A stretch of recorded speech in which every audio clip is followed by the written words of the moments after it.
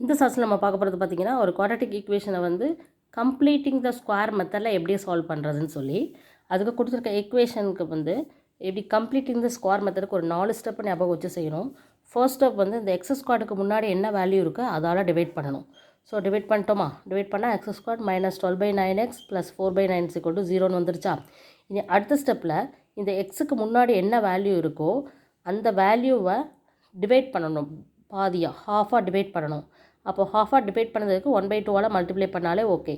Divide பண்ணிவிட்டு whole square பண்ணணும். So minus 12 இங்கே என்ன இருக்குது, எக்ஸுக்கு முன்னாடி 12/9 இன்ட்டு ஹாஃப் ஆக்குறதுக்கு 1/2 மல்டிப்ளை பண்ணி ஹோல் ஸ்கொயர் எடுக்கும்போது 1:2 6 2 12. ஸோ 6/9 தான் ஹோல் ஸ்கொயர். ஓகேவா. ஸோ அதுக்கப்புறம் இங்கே என்ன வேல்யூ கான்ஸ்டன்ட் இருக்கோ அதை என்ன பண்ணணும், ஈக்குவலுக்கு அந்த சைடு கொண்டு போகணும்.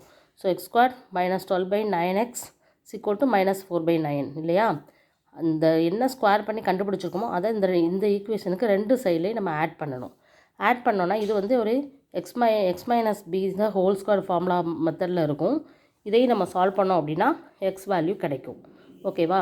இதை டீட்டெயிலாக நம்ம பார்க்கணும் அப்படின்னா மேக்ஸ் டியூப் சேனலில் சப்ஸ்கிரைப் பண்ணி வச்சுக்கோங்க. 10th ஸ்டாண்டர்ட் சமச்சீர் மேக்ஸ் சப்ஜெக்டில் உள்ள ஒவ்வொரு எக்ஸசைஸமும் 1 by 1 பார்க்கலாம். Okay, thank you.